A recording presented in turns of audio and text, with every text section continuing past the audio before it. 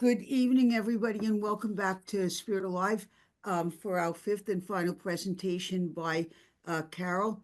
If you are joining us for the first time tonight, which I think maybe one or two people, please be reminded that we record every presentation. It takes Matthew about 48 to 72 hours to edit and put it up on the website. It stays on the website, so you can view it more than once. And I'll have a few more things to say and announcements at the end. But right now I want to turn it over to Carol, because I think tonight's going to be another interesting presentation. Thanks, Carol. Okay, Maria, thank you. And Matthew, I will put my PowerPoint up in a minute. Good evening, everyone. And so nice to see you again and to be with you again. I'm delighted. And for those of you who are so inclined to turn on your cameras, it'd be great to see everybody. Before I begin, and then I'm going to tell you what we're going to be doing tonight, are there any reflections or thoughts or comments or questions that you have from last week's presentation? Anything at all? Because we have a packed evening this evening. Well, seeing no hands, then I will begin. And Matthew, I will put up my PowerPoint here. Let me just see this now, share. Okay, so everyone can now see my PowerPoint, right? Yes. Okay, thank you. All right, play from the current slide. All right. So now I'll tell you what I'm going to reflect on and where we're going to go with this. And let me just move myself over here in the gallery. Okay. So this evening, we're going to continue with the theme that I started way back in week one, reading prophetic texts for justice and reading against the grain and reading from the world in front of the text. And when I was reflecting on what I wanted to do this evening, I decided, since we're coming up in the season of Lent soon, and also looking at the current events in our world and the real struggles that people are having, I picked two themes that we're going to look at and look at these texts through those lenses of these two themes. And the disclaimer that I want to say is that for the first one, it matters not to me what you think or where you stand or what your position is on this topic, but it is an important topic, and it is one that I know many people either are struggling with or are angst about it, at odds about it, and also are having difficulties with it. So the two themes that we're going to deal with, one is transphobia and the other one is going to be land grabbing. And I'm going to share with you a real story that follows up on what I started with last week and the week before, a hermeneutics of encounter. And there's many approaches that we can use for reading scripture and for reading the biblical text and from the world in front of the text. But I want to begin with this particular text that we have tonight here. Okay, so let me go with this.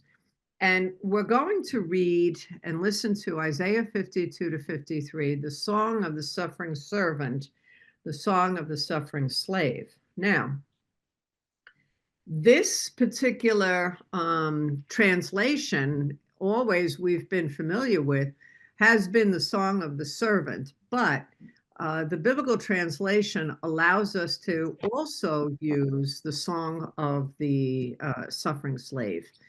And so servant and slave are interchanged. Um, and the softer way of the translating this word is servant, the harsher way, and the more realistic way in the context that we look at in the biblical context here of Isaiah is really the suffering slave. So I'm going to begin with this now. Now let's just listen to this text, and then I'm going to connect us with a real life story. See, my servant shall prosper. He shall be exalted and lifted up, and shall be very high. Let me just move this over. Okay, this gallery here. I just have to fix the gallery because I can't see my own words. Okay. See, my servant shall prosper. He shall be exalted and lifted up and shall be very high. Just as there were many who were astonished at him, so marred was his appearance beyond human semblance, and his form beyond that of mortals. So he shall startle many nations. Kings shall shut their mouths because of him. For that which had not been told them, they shall see, and that which they had not heard, they shall contemplate. Who has believed what we have heard, and to whom has the arm of the Lord been revealed? For he grew up before him like a young plant, and like a root out of dry ground. He had no form or majesty that we should look at him, nothing in his appearance that we should desire him. He was despised and rejected by others, a man of suffering and acquainted with infirmity, as one from whom others hide their faces. He was despised, and we held him of no account. And this we have to listen to carefully. Surely he has borne our infirmities and carried our diseases. Yet we accounted him stricken, struck down by God, and afflicted. But he was wounded for our transgressions, crushed for our iniquities. Upon him was the punishment that made us whole, and by his bruises we are healed. All we, like sheep, have gone astray. We have all turned to our own way, and the Lord has laid upon him the iniquity of us all. He was oppressed and he was afflicted, yet he did not open his mouth. Like a lamb that is led to slaughter, and like a sheep that before its shearers is silent, so he did not open his mouth. By a perversion of justice, he was taken away. Who could have imagined his future? For he was cut off from the land of the living, stricken for the transgression of my people. They made his grave with the wicked and his tomb with the rich.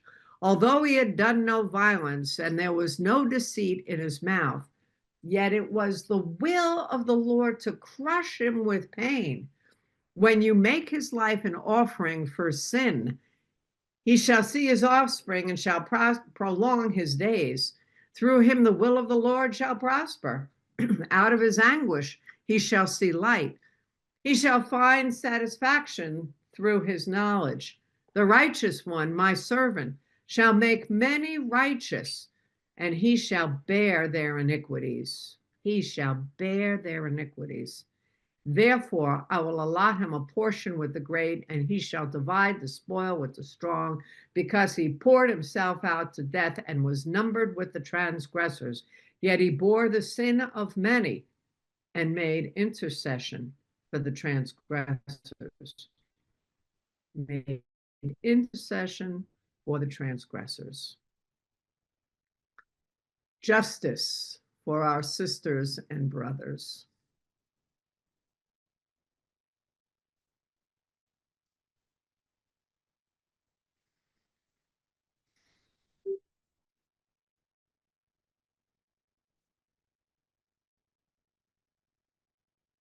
Transphobia, reading Isaiah 52 to 53 with Portland's margins.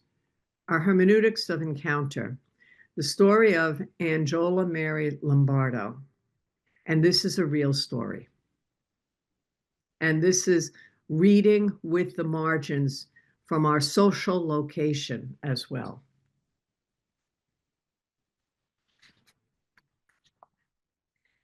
In 2014, on a warm summer day in Portland, Oregon, where I live, I went grocery shopping at my favorite grocery store, New Seasons Market. I stopped by the welcome counter to taste some of the samples of new wines and cheeses. Working behind the counter was a person whom I had never seen before. She was a new employee, friendly and welcoming, and had just arrived from Illinois. We struck up a conversation. I introduced myself as Carol, and she as Angela.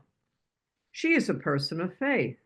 We chatted each time I stopped in the grocery store.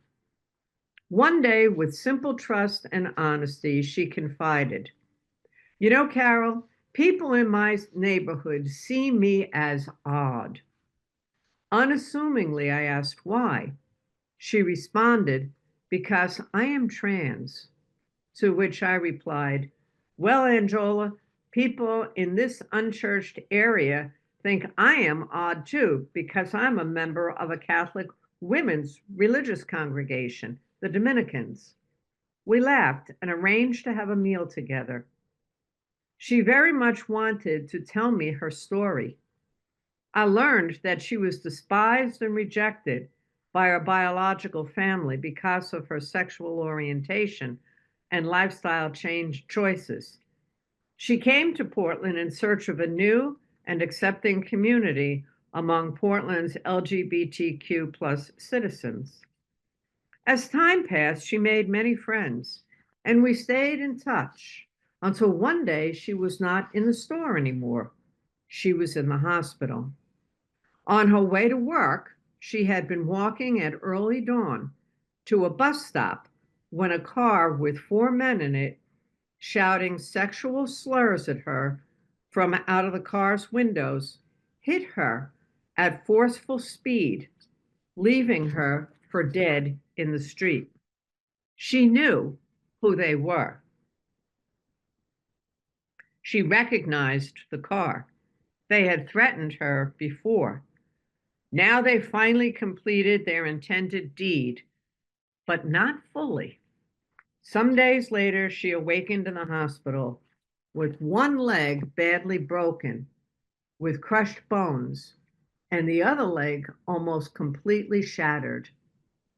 After 15 months of surgeries, metal rods inserted into both legs, skin and mesh grafted over exposed bones, and countless hours of rehabilitation, she was finally released from the hospital, only to suffer in April 2021 the loss of her one leg that had become so badly infected and gangrenous that the doctors had no other choice but to amputate if they wanted to save her life.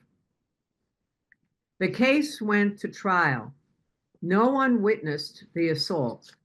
Angela's words were pitted against the attacker's words. The courts settled the case. The state of Oregon awarded Angela a small payment toward medical fees. The men received no penalties for their crime. To this day, they remain free, a reality that victimizes the victim again. In reflecting upon Angela's experience, as I prepared this class on Isaiah 52 to 53, new questions entertained my thoughts.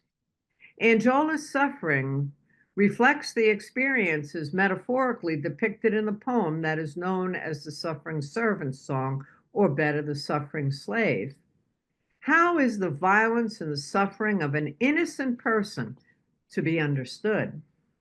The suffering of the slave in Isaiah 52, 53 is traditionally interpreted as vicarious suffering, especially in terms of the Christ figure who suffered for the redemption of others?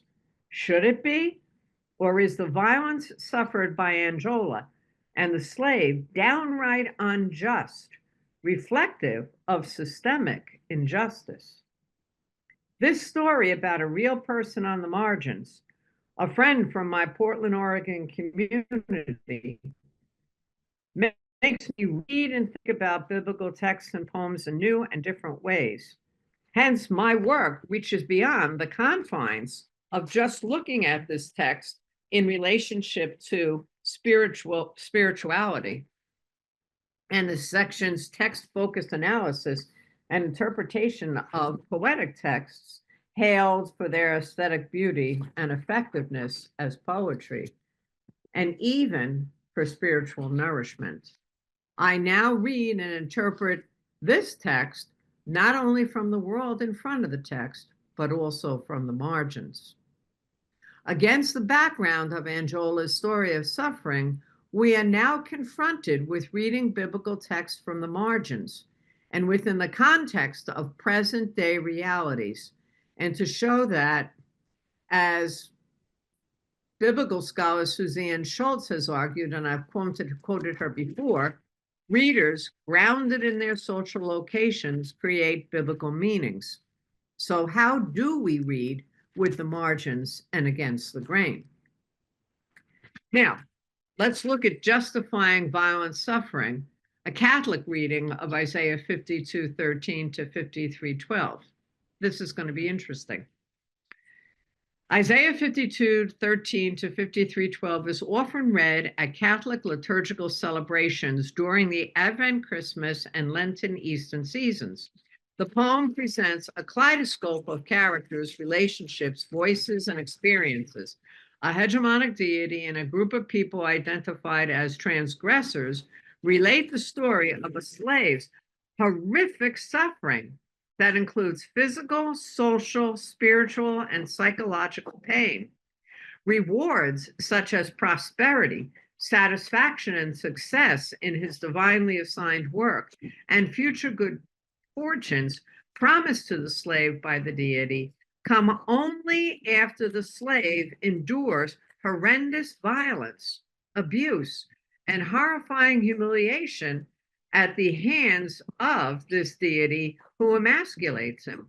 Community members interpret the slave's suffering as a good thing, oppressed by the deity, the slave wounded on account of people's transgressions and crushed on account of their iniquities, becomes the transgressor's scapegoat through whom they will be redeemed. Here I translate the preposition min, which is in Hebrew, on account of. The slave's suffering is sometimes associated with biblical characters like Jeremiah, and even more so with the New Testament Christ figure. And that's when we read the Old Testament texts through Christian lenses, which really raises questions about do we have the deep respect for the Jewish canon? And this Christ figure is a perspective held by Catholic biblical commentators such as Scott Hahn, Curtis Mitch, and Mark Gieslich. These three commentators revert to pre-modern ways of interpretation to advance patriarchal, white supremacist, and Christological ways of living in the world that re-inscribe misogynist, phallogocentric, and religious exclusive meanings in Isaiah, including notions of a hegemonic masculinity. In their commentary on Isaiah, they identify the figure as a servant. They affirm the male slave's emasculation by and subservient to a male abusive deity. And in so doing, they again reinforce hegemonic masculinity. Importantly, the reading takes the biblical description of the so-called servant literally, characterizing the servant as submissive, compliant, and utterly faithful to the male-defined God. The commentary upholds the servant's loss of personal agency and freedom, ignoring the depicted horrific and traumatic abuse endured by the servant because it is said to be part of God's plan to redeem and reconcile transgressors. By connecting the servant's suffering to New Testament texts on Jesus' suffering, the interpreters minimize the violence being done and heard in this poem, affirming the servant's subservience to this male deity. The commentary endorses violence of many forms. Now, when we read this poem from Angiola's transgendered perspective, how might we hear the Song of the Slave from Angiola's perspective, and for that matter, from the perspective of anyone who is marginalized and discriminated against?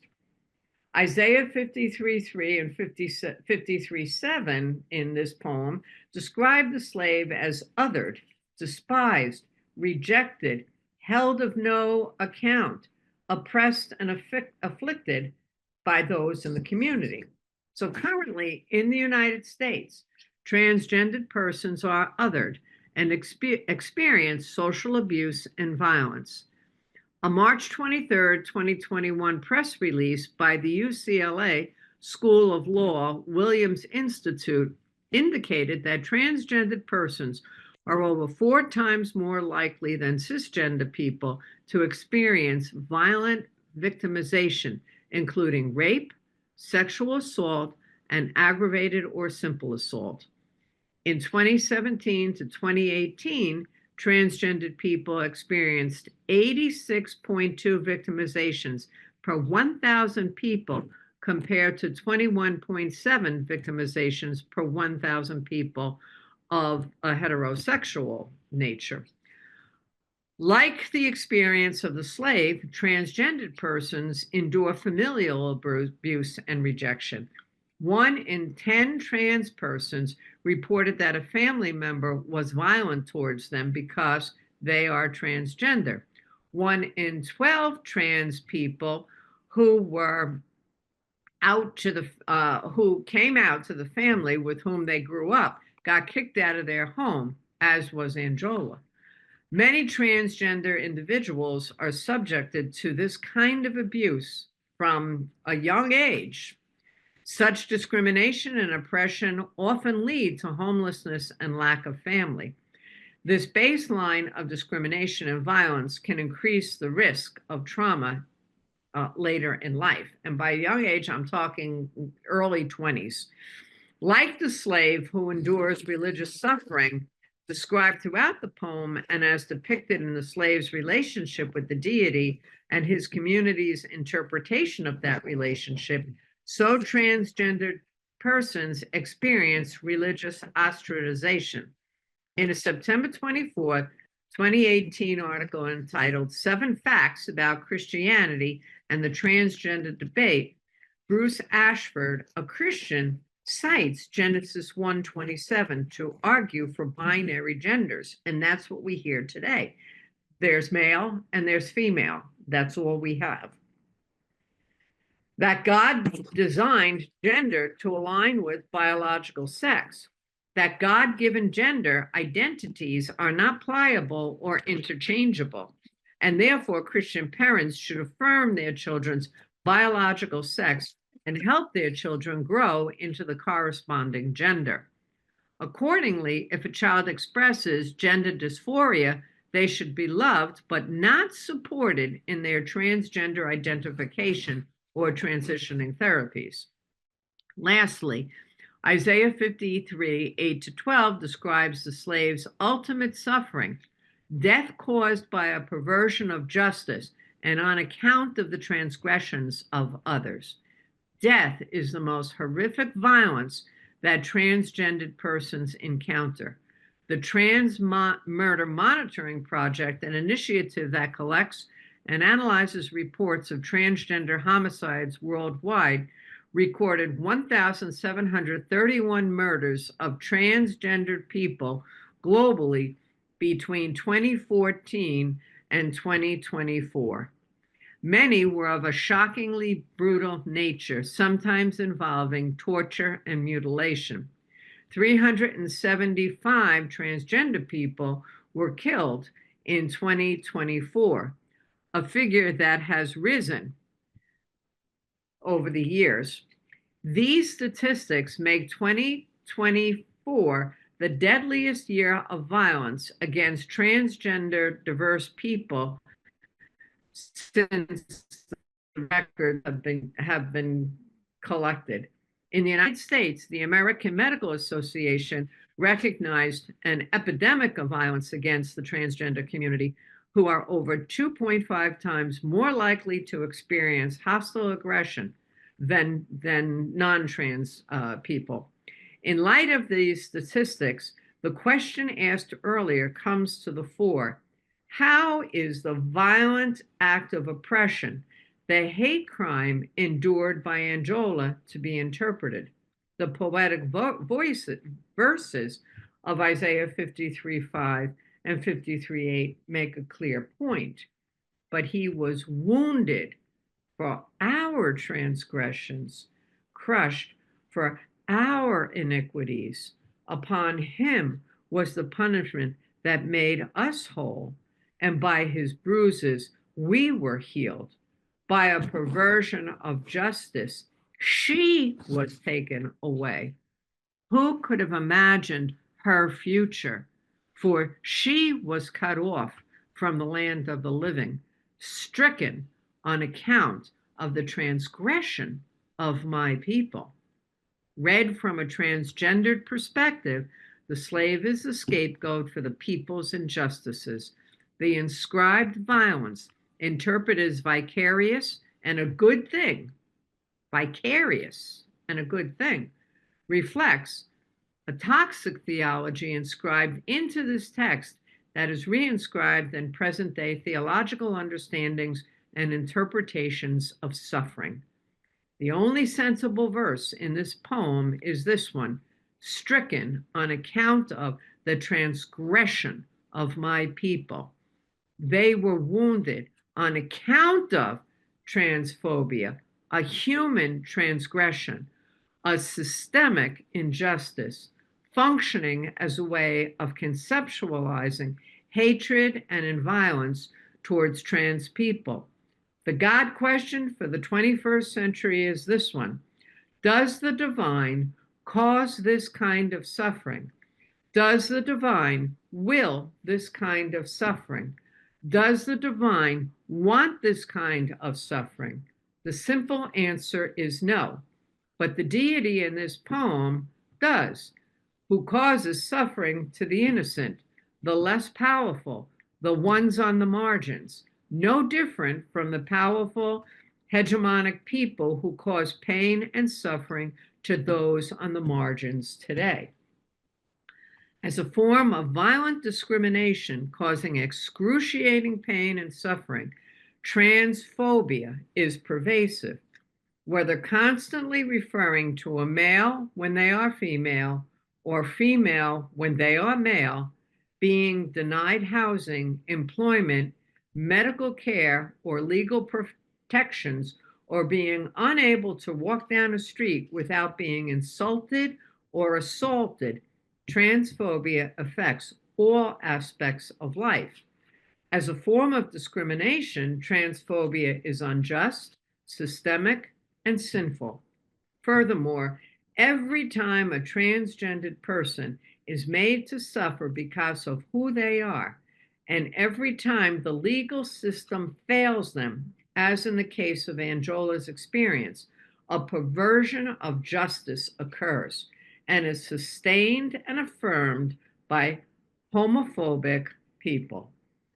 Hegemony is a cultural attitude inscribed in the Bible by hegemonic writers and re-inscribed in cultures and societies today. If biblical stories and poems are to affect our world today, then we have to deconstruct them, call out the theology embedded in them, work to transform our reality, allow the Bible to be a sacred witness to the world's injustices, then and now. Allow it to be a sacred witness to the world's injustices then and now, so that any form of oppression that causes unjust suffering is ended, and Christian tradition, its theology, and its teachings can become transformative as it is being transformed. One starting point is to read Isaiah 52 to 53 with Portland's margins, with Portland's gendered communities, with Portland's LGBTQ communities, and with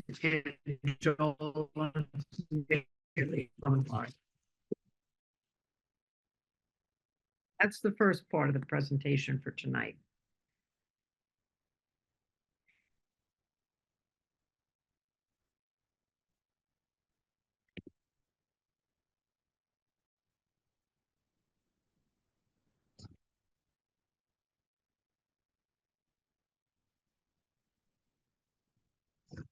So we can have a few minutes for discussion, for reflection, for time, because then I'm going to go to the second topic, which is important. And I will stop sharing the screen just for a brief moment here.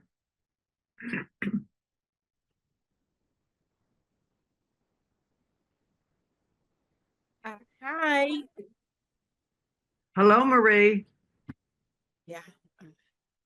Hi. Thank you. I don't know if you can hear me, but thank you Yes. for sharing. Thank you for your thoughts. And I missed the other days, but I went back and watched the videos. So there are only two up there, but I'm glad I made it. I do have a question because when I read the servant song in Isaiah, I don't see it the way you just explained it. So especially Isaiah, the service song of Isaiah chapter 50, where that the church uses during the Advent Palm Sunday. The Lord God has given me a well-trained tongue, right? I have not turned back. Whenever I read that, in fact, when I read that the Isaiah servant song,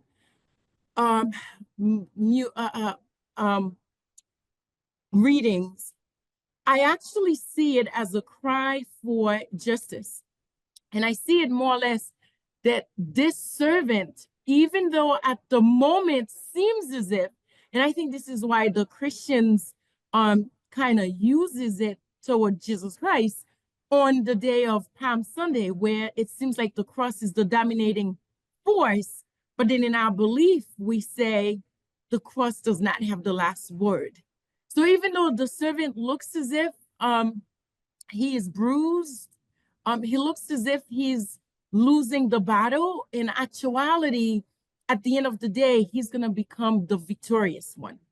And also, even if when you begin with Isaiah chapter 42, or even beyond that, 42. Yeah, I know you didn't do 42, but if you begin there kind of way, it kind of sets you up a little for the chapter you just did, because I feel like that sets up the suffering Messiah.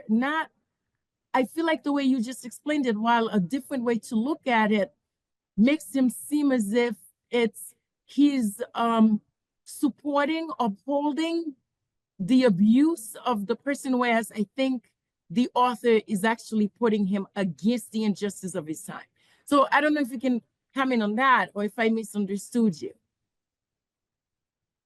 Okay, I'll give a comment. I have worked, first of all, I've done a lot of research and work on the servant songs, all of them. And if you could turn your camera on again, Marie, so I could see you when we're talking together. Are you there? Okay, yeah, good. All right, so I've done considerable work on this, and the point that I'm taking, the servant songs, they're wonderful songs, but this particular one has a lot of violence that's embedded in it. And the point that I'm making here is it was his will that he be crushed. It was the will of God that he be crushed. All right, that's the question that we have to raise, because when you go back in medieval theology and you look at that, that was the ancient, some of the saints, they wore the hair shirts, they flagellated, they took flagellations, all of that, because they thought that suffering was the way to perfection. And the point that I'm saying is that we tend to look at this poem through the lens of only Christology, of only the Christ, without seeing it through the lens of everyday suffering that we have. And it's not God. God does not will suffering, and God does not will the prophet to suffer. All right. And I have to be really strong on that, because otherwise it's affirming violence and it's affirming suffering as the way to holiness. And what the suffering is caused by is by humans, human transgression, human injustice. And that, when you look at it in the life of Christ, that was it was not the will of God to cause the Christ to suffer. Because the bottom line is, and I love this reading from Elizabeth Johnson, she calls the crucifixion murder, which it is. And the suffering is caused by the injustice. The suffering that people suffer is caused by the injustices that people do. And so we've got to say no to this. We've got to end the suffering of the servant, of the slave. And the slave should not be the servant should not be the servant to suffering. And so it is a whole theology of suffering that has to be unpacked here, and not affirmed the violence of it all. And so that's what we're looking at. We're not looking at, you have all the other the servant songs, and some of the other servant songs are really marvelous. But I'm looking at this through the lens of the violence of the world that we are encountering today. And when people say, oh, yes, I lost my child and I'm in pain with this, and they say, well, that was God's will. That is not God's will that your child died. Yeah, thank you for that, because I don't think we're in disagreement. So, because what I sometimes the prophets, you would tell us that they take this stand to kind of shock us, because they want to call our attention to the reality of the injustices happening. And so what I was trying to say is, when I read the servant songs, the passage you just read, and the others, what I see or is really the servant is standing against the injustice, but by making him the the one being abused, in a way, it kind of call the abusers to mind and say, look at you, the kind of thing. And so I don't see it as glorifying the violence. And I guess that's the only place where we might have different. I don't see it as more or less a way of shocking you to wake you up to the reality of what the violence that we're doing is. Well, yeah, okay. And we could continue this conversation, but I'm looking at specifically those verses that say it was the will of the Lord to crush him. It was the will of the Lord to crush him. If we celebrate a deity that allows that kind of violent suffering to happen, and it is the intention of that violent suffering, then that's we have a problem. Okay, any other questions or comments? But I thank you, Marie. I appreciated the conversation very much. Okay, I got something in the chat here. Let's move on. Yes. Okay. So, all right, that was from Maria. Okay, now the next piece that I want to talk about, and let me share my screen here. Let me go to this. Okay. All right, this is going to be the next one that we're going to take a look at. And this is a current topic that we do have that is in the news, And again, how do we hear this? When we look at a text from Micah and we read this for justice, Micah 2, 1-2, and we're going to talk about land theft. Okay, so let me get to this now. All right, here's the text. Alas, for those who devise wickedness and evil deeds on their beds. When the morning dawns, they perform it because it is in their power. They covet fields and seize them, houses and take them away. They oppress householder and house, people and their inheritance. And the inheritance here is the land. Okay? They covet fields and seize them. Now, in the January 17, 2025 issue of Counterpunch, David S. Amato wrote an article entitled The Land Question in the 21st Century. In this article, he discusses one of the major social and economic trends in the 21st century, land grabs. He sees this injustice as one of the crucial ones among what he lists as extreme and widening inequity. The growing concentration of capital and consolidation of industries, massive movements of migrants and refugees across national borders, the destabilizing acceleration of technological change. He notes that the injustice of land grab is perhaps the most overlooked contemporary crime and source of crisis. It certainly is not a popular topic of discussion in the United States or throughout the world, as the motto suggests. And he states that, quote, there are clear cultural and historical reasons for this. There is the history of dispossession and the language that accompanied it, defined by its notions of progress and destiny. Now, that's important. Notions of progress and destiny. The historical record attests to several overlapping narratives that work together to whitewash the violent appropriation of the land.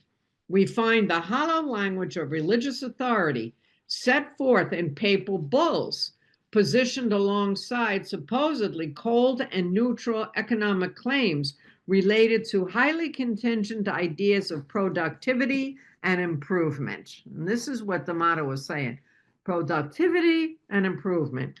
More practically and immediately, the West benefits tremendously from ready access to huge swaths of foreign land at bargain-based prices.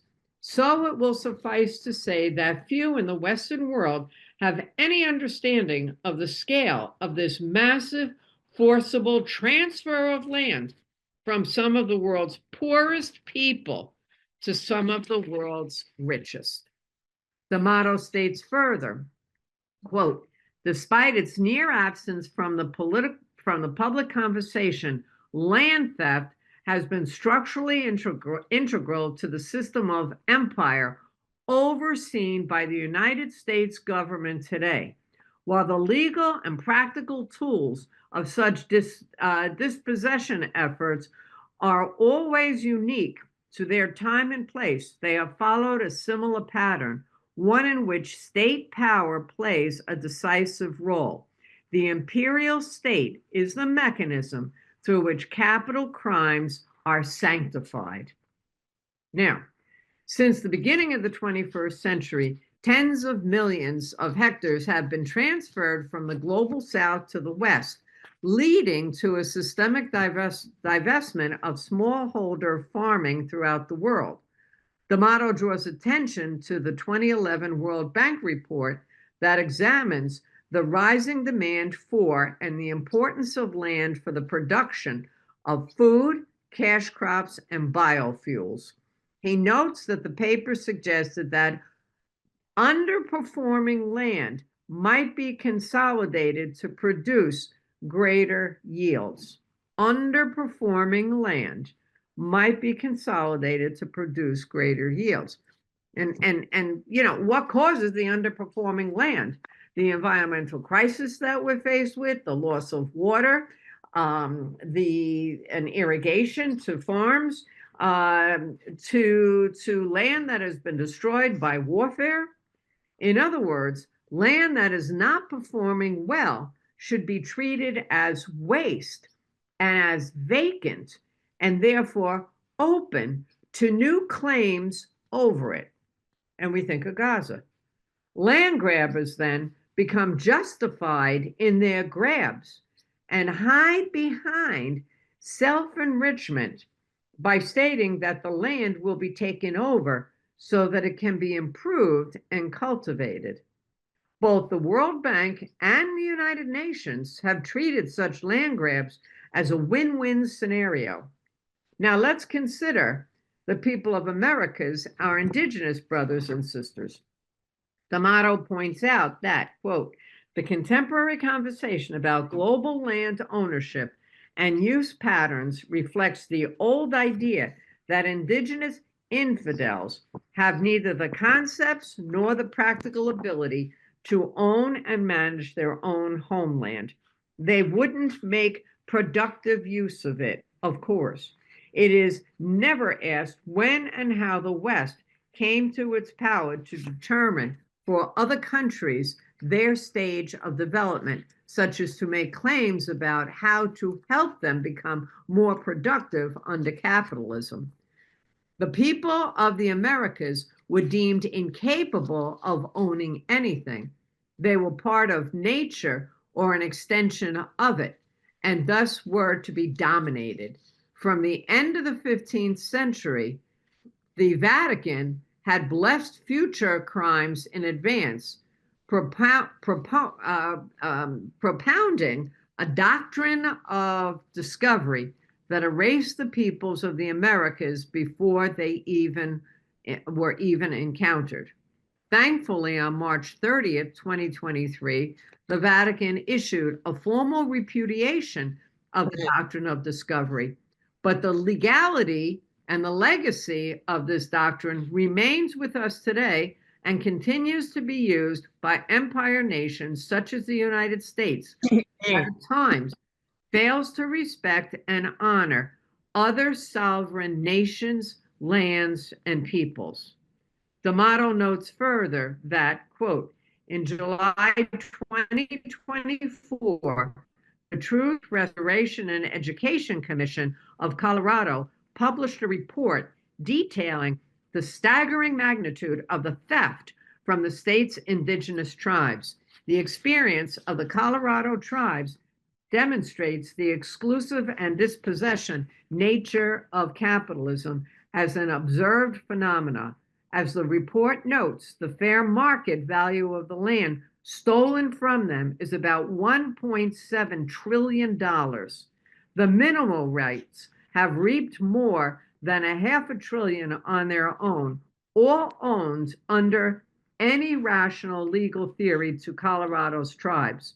This is the experience of just one state extrapolated. The land and other resources stolen from them could easily total in the tens of trillions of dollars. The processes and ideological systems used to justify the looting of the Americas were extended domestically in Europe to prepare the way for the tyranny of capitalism.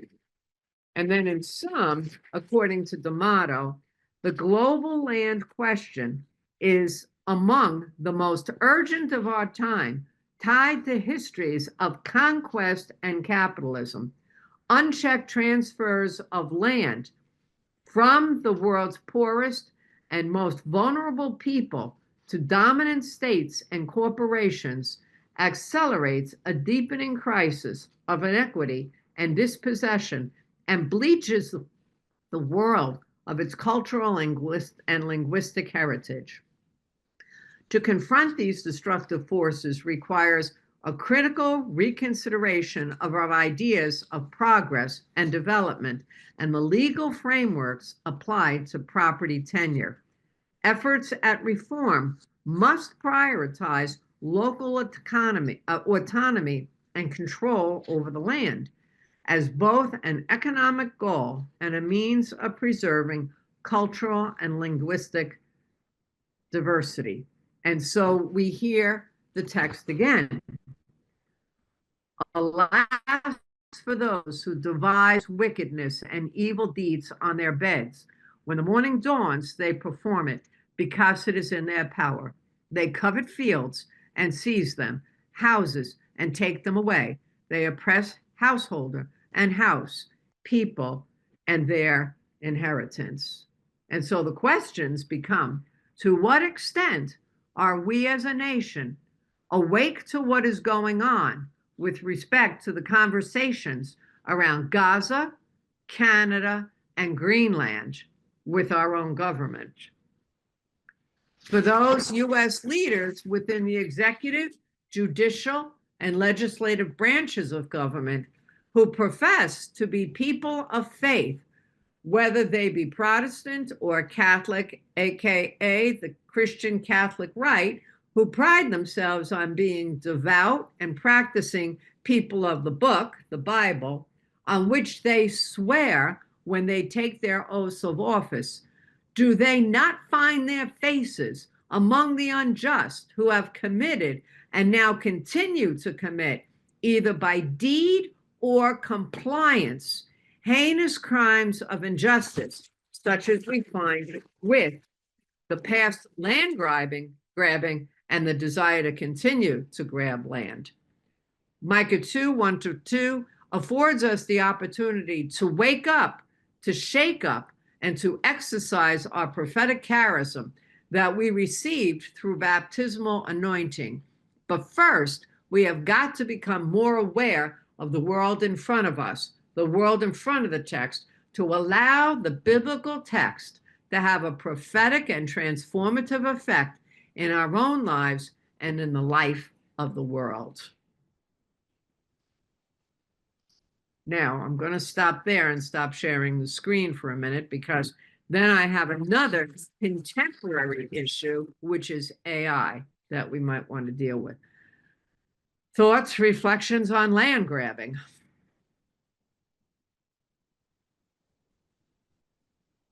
Are we talking about the 6 grandfathers, Mount Rushmore, Greenland, Canada, and the Gulf of Mexico? All of it. We're talking about all of it.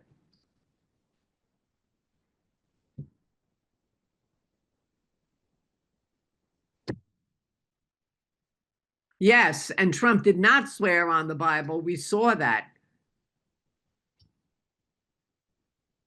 Amazing.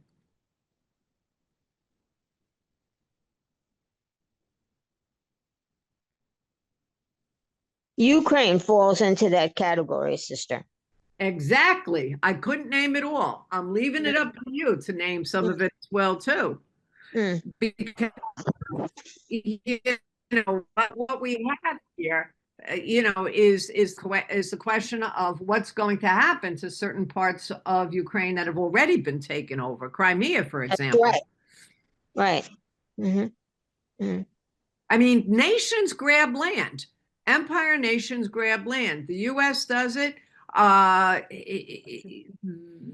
people in Africa are only now starting to come out of from under the British colonial rule. The money that Britain obtained from the land, from the people in Africa, and we still do it. Burkina Faso just did that with the French. Yeah. I mean, it's stunning. It's stunning what is going on. And it's not only the land grabbing, but also the grabbing of natural resources. I mean, the natural resources, the use of the natural resources that are needed to build the electric cars is unbelievable. And as my students in engineering remind me, it costs more money to build the electric cars and more energy than is worth. But everybody hears electric and we all say, oh, this is going to be great for the environment. Is it? We really, really have to look at the depths of all of this. And, you know, Carol, I wanted to add, you know, on Gaza, I guess, you know, when Eastern Ukraine was invaded, you say, well, okay, they have armies, they can defend themselves.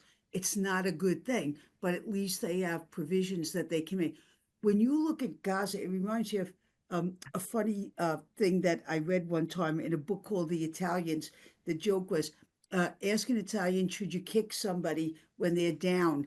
And they will say, when else should you kick them? And, it's kind of like how I feel about Gaza. I mean, this is not just land grabbing. This is taking people who have been returned to the Stone Age, who have That's right. no resources, Mm. no potential to defend themselves, no potential to hold on to their land, no possibility at all. It's like stepping on the poorest of the poor, the most devastated, distraught, poor, destroyed people, and just walking over it. I mean, that is to me one of the it's one of the worst things I think we've seen in our lifetime. Yes, and the fact is that Israel would not even own the refurbished Gaza.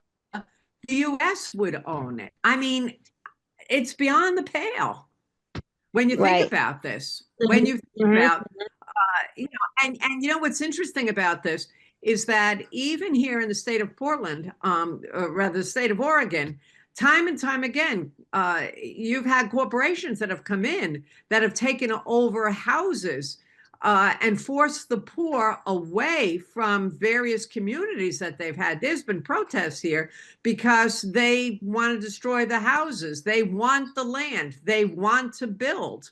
And this is also the landlords that come in as well, too. They destroy the houses and they want to build the buildings because they want to build for profit. And people are dispossessed. Sister, if I may ask a question, like I said, I've been listening to this conversation, and my question is for the church, for our clergy, because I have a feeling that everyone who's on this call, if I'm wrong, my apologies, we kind of think alike. And I feel like the people who need to hear this are not here. And there's no way of knowing how do you get them here to hear something like this. But let's say you were a priest, you're in the pews, you preaching, or you were a lay minister at a parish like I am. How do you that's why I love the prophets. I was excited about this class because I love the prophets. I can use them. The same way I use the Psalms to kind of talk about hot topics that otherwise you can't touch. How do you use, how would a priest in his homily um, bring to awareness of his parishioners the things that we just talked about right now? Like Okay. even this idea, yeah. How do you do that? Marie, I have an answer for you. Okay. I'm a little bit older than you. All right. And Maria will appreciate this too, is Pascuzzi here. The fact is, we grew up at a time in the church when we were very focused on mission and we were focused on justice. And now what we find is there is this retrenchment to a very personalized kind of church. When we talk about, oh, the new evangelization, oh, we're all going to follow Jesus, oh, we're all going to do this. I mean, I'm appalled so many times that we don't even consider this understanding of the Christ. We're focused on the humanness. We're focused on the maleness. And we on the one hand, the everyday, and you're talking right now, the everyday parish priest that you have, when you look at the seminary training that we have, I mean, that's a problem we have. And it's also a problem in the theological schools. I mean, I think Maria could, we've talked about this. It's a problem within the Catholic Biblical Association, of which I'm the president of, because Maria has said many times, and I've agreed with her, and it's the same thing in the theological schools, when are we going to deal with the reality of the world in relationship to the biblical text? And the reason why they don't is because it's very safe not to. Right. It's very safe not to, because it's going to call you to become a person of conscience. And it is very hard to be prophetic. And oftentimes we have to be prophetic in our own church. And I mean, the one thing that happened earlier in the week, which was the very good thing, was finally Francis stepped up to the plate and addressed the indirectly. He should have done it more directly, in my view, but that's okay. What J.D. Vance was saying in terms of the weaponization of a document that you have. And that's what it is. And we're doing this right now, the weaponization of the Bible. And part of this is, Marie, is because in the seminaries, when you're asking me about the priests, there is a minimal amount of scripture that is being taught. And when it is taught to read with the tradition, to read with text, to read the suffering servant. Oh, yes, suffering is good. To read with Hosea, as we started out earlier in this course, that, oh, yes, it's great that that Gomer took back Hagar. It's great that God will take back Israel. It's great that God will always take us back no matter what we do. Can we please look at the text and not spiritualize things? Can we please look at the abuse that is in this and the violence that is in this done to a woman? And when we do look at that, and when we do call that out, isn't it amazing when we put that with the abuse that has been done to women, physically raped by priests? I mean, amen. Yeah. I mean, I have prophetic bones in my body, and the prophets are my friends. But boy, we really have to address the issues and have to make the connection. And we are suffering. We are really suffering globally with a real lack of theological education. I mean, liberation theology has just gone by the wayside. We've lost the real people that will push in the envelopes. They're either retired, they're older, you know, and it's all about conformity these days. I mean, we look at, you know, the Congress and we say, oh, everybody's conforming to what is, you know, well, compliance and complicity, it seems to be the rule of thumb. We're not pushing against the issues. When we talked about war, I mean, I go back, I look at the Berrigans, you know, that were on the protest of this. I look at the 4 church women that lost their lives in El Salvador, one being my friend, Ida Ford, because they went up against the injustices of the day. We don't have that anymore. So Carol. Yes, Marianne. So when I go and read Isaiah, Yes. they're in the scriptures. So what do I do with it? Yeah. I can't quote it. Or if I quote it, I'm quoting the injustice. So go. No, it's not that you quote the Go to injustice. Hagar, you know, and right. No, you know you what read happened it. to it. You, So you read it. I read it, it's read, and then I say I disagree with it. No, you say, okay, how do we hear this story, from whose perspective? And you present the 2 kinds of perspectives, reading with the grain and reading against the grain. And that's what I did in the article that I wrote for the Jerome Biblical Commentary for the 21st Century on social justice. I wrote this 100-page article that's in there. And I read with the grain, and then I read against the grain. And you have to show both ways of reading the text, and then people will begin to scratch their heads and say, oh, okay. Okay, Carol, I think I need help with this. Okay, so let's stay with Hagar. Yeah. Horrendous, betrayed by, you know, kind of just a sister away, wasn't a sister to her. You know, Abraham wasn't, you know. And Ishmael, who's a child, cast out. Right, but so where do I go other than that, it's my personal opinion that that's abusive.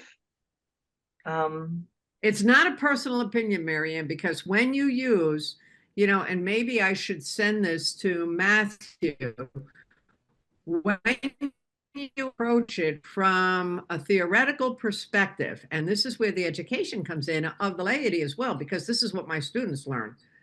And you look at it from, say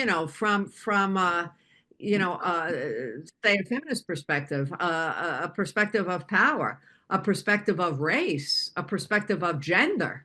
That's what you look at it. It is a critical assessment of the text that we have.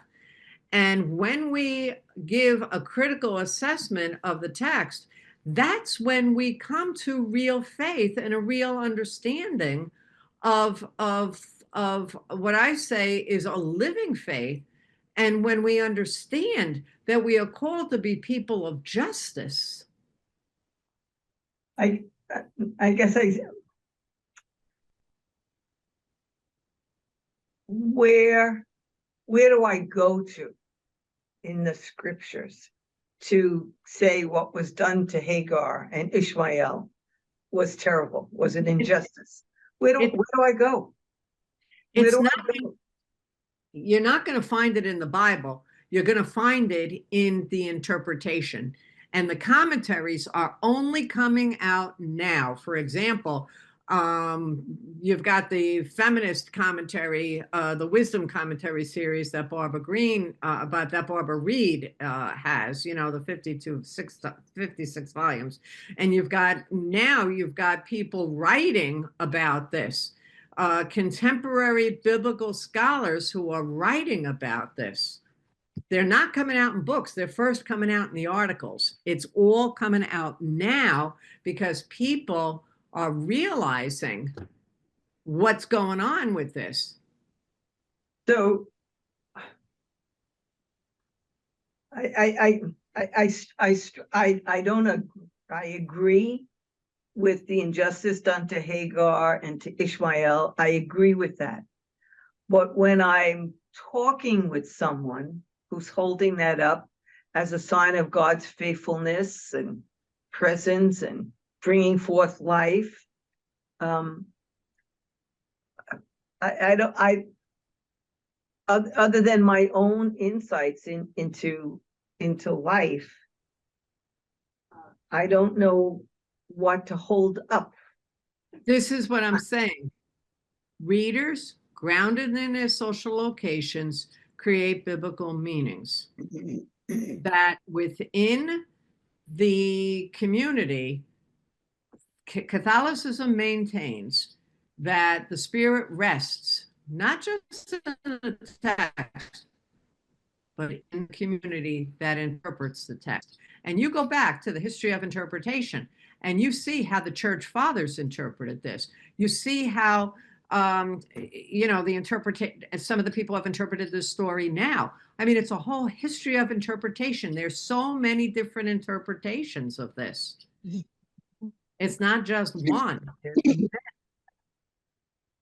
I understand your struggle, Marianne. I understand that. But, and I was just teaching my students this week, when you sit, I have a beautiful Jewish student in my class, and the Jewish people, when they look at these stories, there is no one interpretation. They sit in the synagogue, or they sit in what they call the Havrutah, and together they interpret these stories and they hear it in multiple ways. That is so Jewish. And that's what Christianity has lost, is understanding that there's multiple ways of interpreting this. Thomas Aquinas said there's multiple ways of interpreting scripture. But we've come down to, through time, influenced by sola scriptura, influenced by Protestantism as well too, to having a definitive meaning, and more so now because we want authoritative meanings. We want absolute texts. We want an absolute blueprint. I mean, that's even in our school systems. When we, say no child left behind, and we say you're educated if you can fill in the right bubble squares. Mm. Don't want people to think. That's the undermining of higher education right now. We don't want people to think. We don't want people to have diverse opinions, diverse readings. We want them all to conform. And that's what undergirds Christian nationalism. Mm. And, Carol, just to add to that, I mean, when we get to the New Testament, I think it's easier for people, wives be submissive and obedient to Yeah. husbands, Mm. and like when we hear that text and we think about what we know in front of the text, has been an application of that, a particular understanding. I think of the Southern Baptist Convention in particular. I mean, they interpret that and they say if husbands beat their wives more and discipline them, marriages would be better. Well, you get to a certain point when you realize that the particular interpretation that has created that hierarchy has done more damage, more hurt, more abuse. And when those interpretations are known to be proliferating a series of hurt, abuse, suffering, that's the time when you have to look at those texts and say, those texts serve somebody's purposes, but they don't necessarily serve God's purposes. And so I think, Marianne, I'm listening to you and I'm thinking, sure, people are always nervous about interpreting texts because we've all been taught that there's a particular interpretation. And what Carol is telling you is, every one of us, by virtue of our baptism, has the right to look at these texts and to question how they have been used politically, to steer certain ways of being. And when you look at the harm that's being done, I mean, everybody knows here I'm a Paul scholar. Sometimes I read texts and I say, why does everybody think he's right? I mean, but we just give Paul an advantage. Fair. He's Saint A Paul. pair. He's Saint Paul. Yeah, we give him a pass. He's Saint Paul. And we give a lot of interpretations that same pass because they've come down to us and they've been repeated and repeated. But as you all know, just because somebody says it, it doesn't mean it's true. And if they say it 100 times, it doesn't make it more true. And people interpret the texts according to their culture and their social location as well, too. And for decades, the whole church history of interpretation, it has been the males who have interpreted the texts. And they never, ever look at the plight of the women in this. And you have a male deity. I mean, I keep telling my students, God is not a man. That's right. And just can I add something, Carol, there? Because Yeah. I don't think what you just said is the texts have always been interpreted by men. I don't think most people realize that until really the 60s and the 70s, women weren't even allowed to study theology or interpret scripture. Carol and I, is some of the older people now, with there's a generation ahead of us, Sandra Snyder's and so on.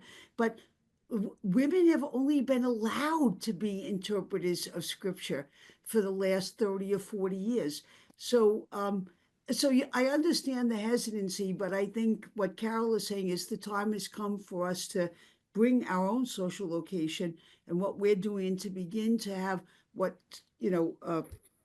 Elizabeth Trusler Fiorenza said, reading with a hermeneutic of suspicion, Right. whose purpose is that interpretation serving?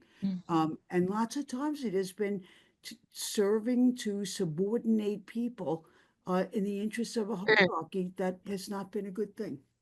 And when Can I in new ways, Maria, as you suggested too, and new interpretations, the text, as I said at the beginning, it's revelatory. It reveals to us within it, and I'm going to conclude with a passage tonight that's going to help us. it's revelatory insofar as it helps us to see what is systemic and what is still in need of transformation, because this text was written, we got to remember, this text was written by a group of men. It was not written by women. And they were the elite males. And there was a political agenda with all of this as well, too. Same thing in the New Testament. Mhm. Carol, it's 8:16. You want to Yeah, get I'm into going to Bible end. text? We're going to have to hold. I'm going to end with a reading that I have here. And I don't want to go over time, but I had a whole section that I have here on AI, but we'll have to hold that for another time. But I want to go back to my little section here with this. And I want to pull it together. The conclusion, what have we learned? The importance of reading against the grain, reading with the margins, the importance of reading from the perspective of the world in front of the text, not only to critique the text, but to hear the text in global context. The realization that readers grounded in the social locations create biblical meanings for text. The text has no meaning on its own. We create the meanings, and that's a history of interpretation that we have. And the text is revelatory. It exposes the beauty and sordidness of the human condition, and it showcases for us what is still in need of transformation within cultures and within our world. And so my concluding reading, what shall I come before the sacred one and bow myself before the Holy One on high? Shall I come before the divine with burnt offerings, with calves of a year old? See, the ancients were asking the same kinds of questions that we ask. Will the Holy One of all be pleased with thousands of rams, with 10,000s of rivers of oil? Shall I give my firstborn for my transgression, the fruit of my body for the sin of my soul? They were a culture of burnt offerings, a culture that even sacrificed their children to the god Moloch. And the response, the sacred one has told you, O mortal, what is good. And what does the divine require of you? But to do justice, to love kindness, and to walk humbly with the beloved. Humbly, and I say with the beloved other than God, because even God is a male gendered term, but the beloved it's that relationship that we have. It's the humble walk with God that will allow us to understand how we are to act justly, love tenderly. It's the Thank you, humble. Carol. Well, let me just have some announcements to make. Let me just make the announcements. First, somebody just said there are only 2 of your presentations that are up. Matthew, our tech, I might have mentioned this. His mom has been sick lately, so if he's a little behind in putting Carol's lectures up, they will go up on our YouTube channel as soon as he gets the possibility to do it. I know he's listening to this, and I know he knows people are anxious to read them. So before we leave tonight, I just want to give you a little preview of what's coming up. We have 2 more classes on Tuesday nights that are on church history. I know Marie Noel, you've been following those too. And I think on Tuesday, March 11th, that's the Tuesday after Ash Wednesday, I have Sister Lori Brink OP. We're overloaded with Dominicans this year, but we have Sister Lori Brink OP, who is at um,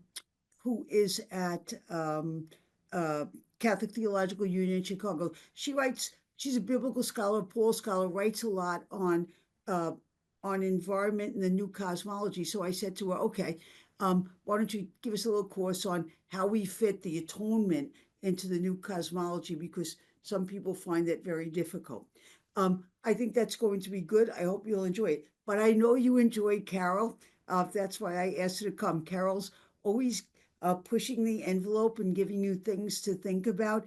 And I think this conversation tonight gave all of us a lot to think about so many presuppositions we have, so many ways of reading the Bible, so many ways we just simply accept what is without questioning. So I think the other thing Carol taught us in this 5-week course is ask a lot of questions. It's okay to ask questions. You can't be a biblical scholar without asking them, right? So, Carol, thank And I you. just have one thing to say is thank you, Maria. And I've thoroughly enjoyed our sessions. And I have a word of good news that is a word for you to consider. Right now in my classes, I have 90 students. I teach three courses, and I have 90 students in their biblical studies, and they're learning what I'm teaching you, and it is their world. They are so tuned, and I'm safe in saying this, they are falling in love with God, and a book that they hated, they are now loving it. That's So great. that's the good news. All right, everybody.